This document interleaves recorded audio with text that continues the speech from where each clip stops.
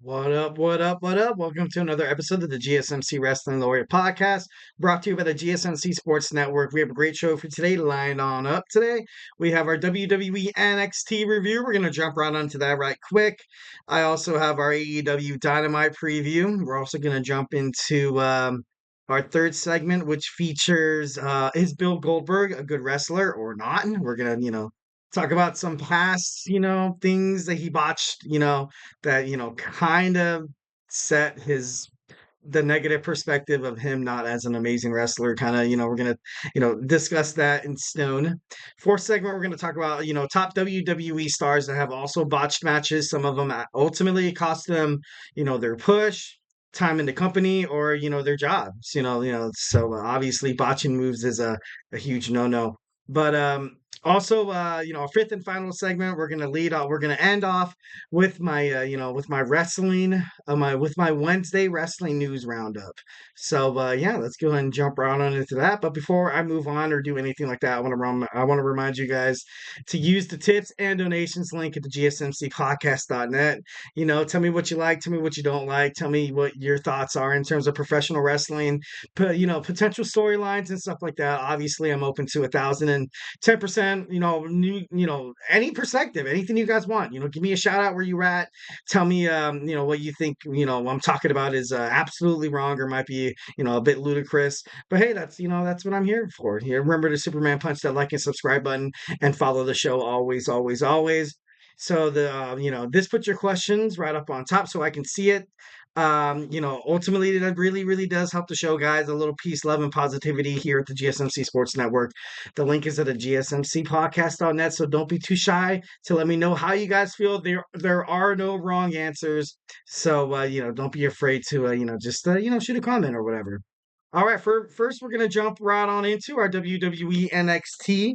So first and foremost, I was not really a huge fan of how WWE kind of handled the NXT 25-man battle royal. I kind of thought it was going to be more like it was taken a little more seriously. I don't like it how everybody kind of started in the ring at the same time. The only people that had entrances are those who it was like a big deal. You had Frankie Kazarian from Total Nonstop Action, and then you also had Ethan Page, newly acquired.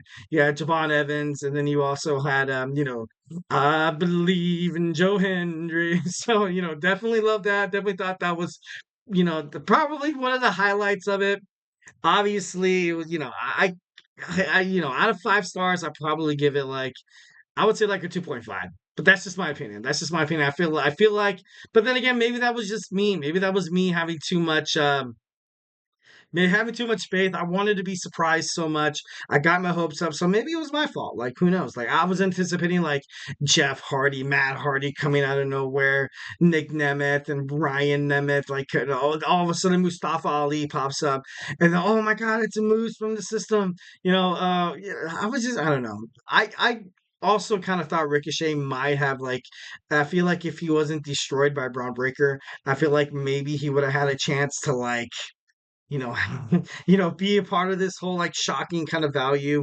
Also, Cody Rhodes says he is going to come to the I think what did Trick Williams say? I think it was the barbecue. I think he said, which is NXT Heatwave. So I kind of thought maybe he would make an appearance, which would have been awesome. But you saw the likes of Angel Garza, Humberto Carrillo, Rich Holland, Dragon Lee, Apollo Crews, the Don himself, et cetera, et cetera.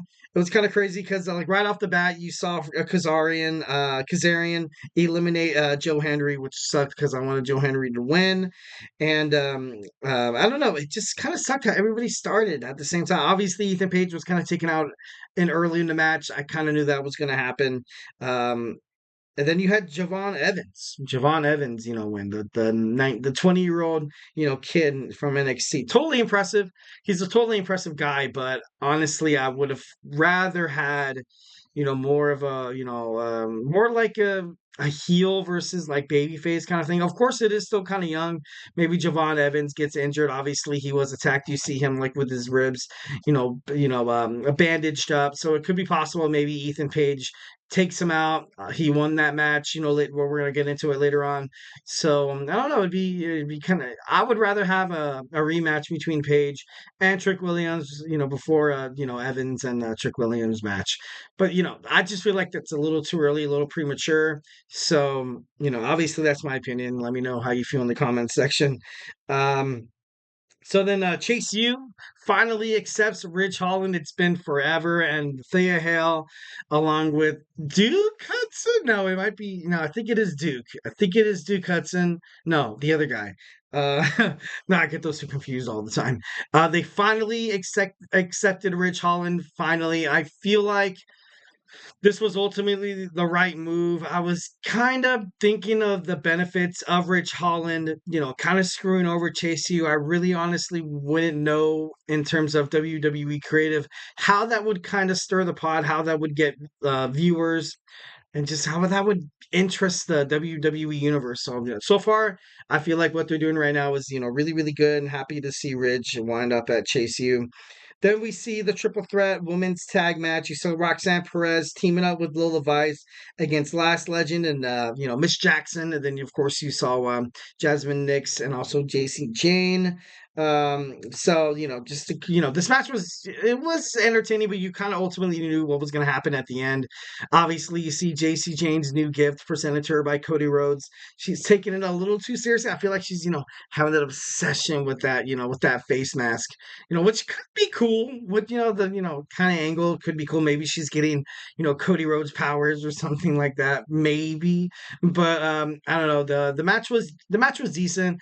It was decent, but we all knew that Roxanne Perez was going to eventually hit the pop rocks, and then after the match, Roxanne Perez didn't even celebrate with Lola Vice. She elbowed her, knocked her right off real quick, put her on the ground, and it was that's Roxanne Perez. So far, I feel like the WWE NXT Women's Champion is killing it. So happy for that. Then we see the WWE Women's North American Championship. I liked it. I did like it. Michin showed a lot of heart out there, as well as Kelani, Jordan.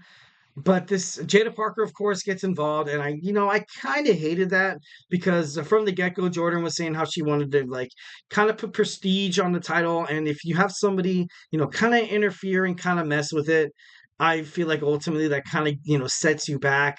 So this match really kind of course, this is my opinion. It kind of really it didn't mean anything. I feel like it really meant nothing to Kelani Jordan.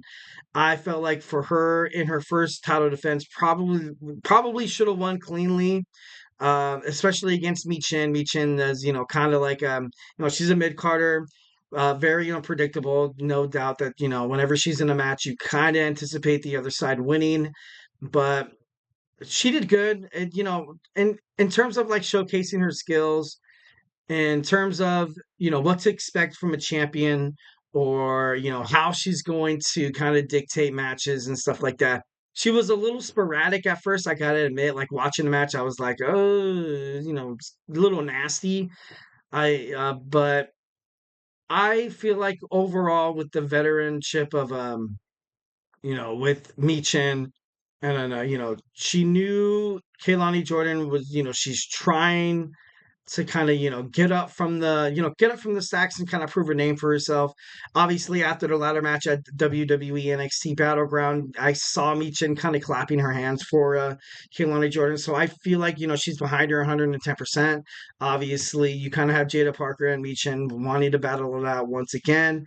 Next week we do have Sol Ruka and Ariana Grace. I don't know if that's going to have any number one contendership for the WWE Women's North American Championship moving forward. Should be interesting to kind of find out, what's up with that. And like, just so you had the, what I kind of previewed in terms of WWE NXT, the three big things were kind of over in an hour.